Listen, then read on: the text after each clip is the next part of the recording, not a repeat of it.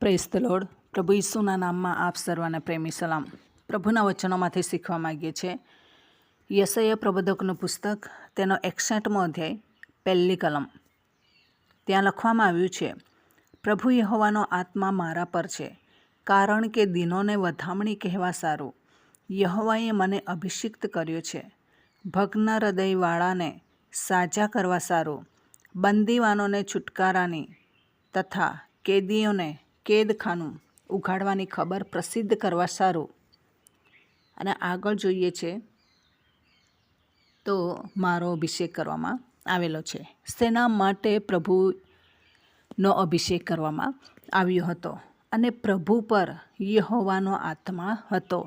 યહોવાના પરાક્રમનો આત્મા, સુબુદ્ધિનો આત્મા, સમજશક્તિનો આત્મા, એ બધા આત્મા પ્રભુ પર હતા અને એના લઈને એ પોતાનું કામ એ પ્રમાણે કરે છે.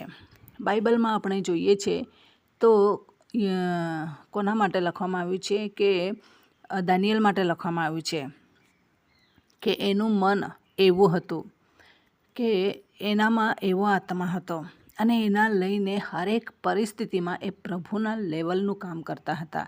પ્રભુને જે ગમે તેવું કામ તે કરતા હતા અને એના માટે એનો અભિષેક કરવામાં આવ્યો હતો. ઘણી વખત આપણને એવું લાગે કે આ વ્યક્તિ કોણ છે, પરંતુ ખરેખર પ્રભુનો અભિષેક એમના પર હોય છે. એના લઈને એ લોકો એ પ્રમાણે કામ કરે છે. અભિષેક એ બંધનોને તોડે છે. પ્રભુનો અભિષેક આપણા પર હોય છે તો આપણે બંધનોને તોડીએ છીએ. પરંતુ પ્રભુનો અભિષેક જ નહીં હોય, ચીલાચાલુ રીતે કામ કરવા જઈએ છીએ અને એમાં આપણે ફસાઈ પડીએ છીએ.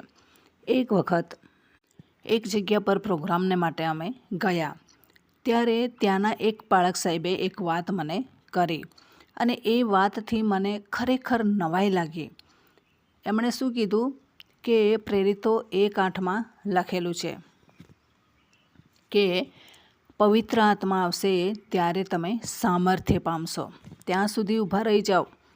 તેના પહેલાં કામ નહીં કરતા, નહીં તો બગડી જશે, બગાડી નાખશો તમે. પવિત્ર આત્માની રાહ જુઓ અને એનાથી અભિષેક પામ્યા પછી તમે સામર્થ્ય પામશો. પછી ખતરો નથી, પછી તમે વ્યવસ્થિત કામ કરશો, એવું કહેવા માગે છે. ઘણી બધી જગ્યા પર જ્યારે આપણે ફરવાને માટે જઈએ છીએ ત્યારે ગાઈડને શોધીએ છીએ કે અહીંના પરિસ્થિતિ પ્રમાણે એ સમજાવશે. આપણી રીતે આપણી આંખોથી જોઈએ છે પરંતુ કંઈ સમજણ નહીં પડે. પરંતુ જ્યારે ગાઈડ હોય તો એ આપણને સમજાવે છે કે આ પરિસ્થિતિ અહીંયા આ પ્રમાણે થઈ હતી અને એના લઈને આ વસ્તુ અહીંયા મૂકવામાં આવી છે. ત્યારે આપણને બરાબર ખ્યાલ આવે છે. પવિત્ર આત્મા પણ એવી જ રીતના અગુવાઈ કરે છે. આપણા અગાઉ એને બધું ખબર છે અને તેથી કઈ પરિસ્થિતિમાં શું કેવી રીતના હેન્ડલિંગ કરવું એ પવિત્ર આત્મા જાણે છે. તેથી શિષ્યોને કહેવામાં આવ્યું કે તમે રાહ જોજો. અને પવિત્ર આત્માની રાહ જોયા પછી તેઓ કેવા સામર્થ્યવાન બને છે.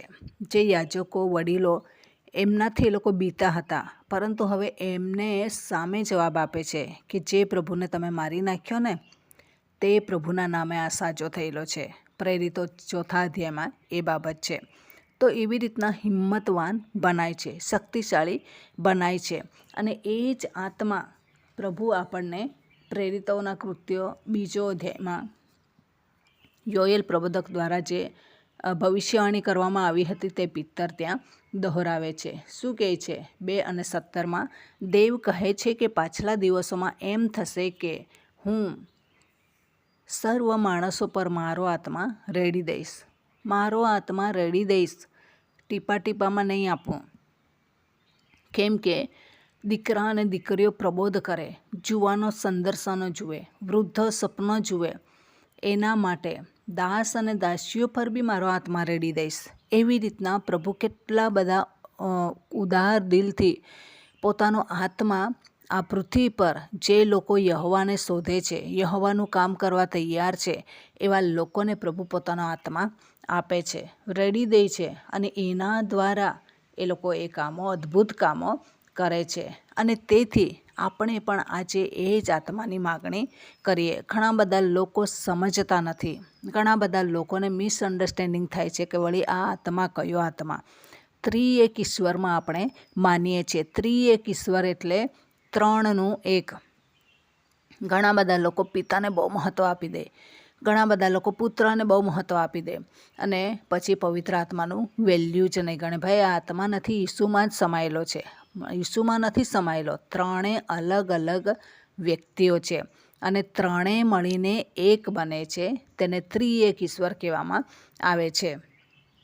ઉત્પત્તિમાં લખવામાં આવ્યું છે, આપણે આપણા સ્વરૂપ પ્રમાણે મનુષ્યને બનાવીએ.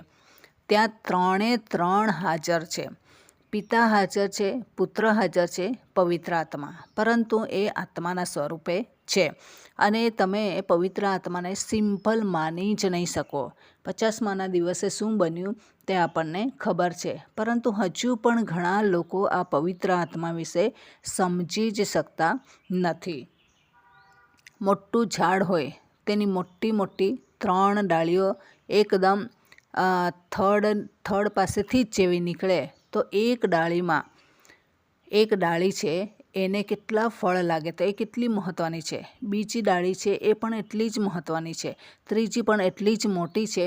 તો 3 મળીને 3ને મહત્ત્વ આપવું જોઈએ. એવી રીતના આ પવિત્ર આત્મા પણ છે. તો એ પ્રભુનો આત્મા આપણા પર રેડી દેવાનો છે. સંબોધક હું તમારા પર મોકલાવીશ એમ કરીને યોહાનની સુવાર્તામાં પ્રભુ જણાવે છે અને એ પ્રમાણે એ સંબોધક મોકલી આપે છે. જો પ્રભુ યહોવાનો આત્મા આપણા પર હોય તો આપણે આ દુનિયાની કોઈ પણ પરિસ્થિતિને હલાવી શકીએ છીએ. ઇમ્પોર્ટન્ટ કોને માનીશું? જગતના વાનાને નહીં, જગતની પરિસ્થિતિને નહીં, મુસીબતોને નહીં. પાછલા વર્ષોમાં જ્યારે પ્રથમની મંડળી હતી, લોકો કેમ શહીદ થતા હતા, ચામડામાં સીવીને કેમ એ લોકોને મારી નાખતા અને સ્વીકારી લેતા હતા એ લોકો, કેમ કે પ્રભુ પ્રત્યે પ્રેમ હતો અને પ્રભુનો આત્મા, પ્રભુનો લગાવ એમના પર હતો. એના લઈને એ લોકો એ પ્રમાણે મરણને શરણ થતા હતા. આજે કેમ નથી થતા? કેમ ફરી જાય છે? કેમ દુનિયા અને મોહમાયા તરફ ફરે છે? ખાવા પીવાના ધૂનમાં લોકો એટલા બધા ફસાઈ ગયેલા છે કે આત્મિકતા પણ ખોરવાઈ ગયેલી છે. આત્મિકતા પસંદ કરતા નથી. આજે આપણે આત્મિકતાને પસંદ કરીએ અને તેમના રાજ્યને માટે વધુને વધુ કામ કરીએ. આપણા પર પ્રભુનો અભિષેક છે એ કાયમ જાળવી રાખવાને માટે હંમેશા દિવેટને પ્રજ્વલિત કરવી જોઈએ. કોન્ટેકમાં પ્રભુના રહેવા જોઈએ. ફલાણું કામ છે, ઢીકણું કામ છે એમ કરીને આપણે ટાળી શકતા નથી.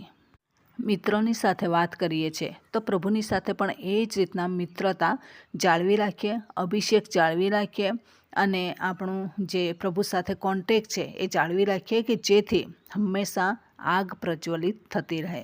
આ વચન દ્વારા પ્રભુ આપણને સહાય કરે. વચનનો આશીર્વાદ પ્રભુ આપે. પ્રાર્થના કરીએ. પ્રેમાળ પરમેશ્વર પિતા, તમામ શ્રોતાજનોને પ્રભુ તમારો આત્મા આપીને તમારા રાજ્યની બઢોતરી કરાવો અને જે કામ કરવા માગો છો એ કરાવો. આ પ્રાર્થના પ્રભુ ઈસુના નામમાં માગીએ છીએ. Amen. Thank you. Praise the lord. God bless you. Amen.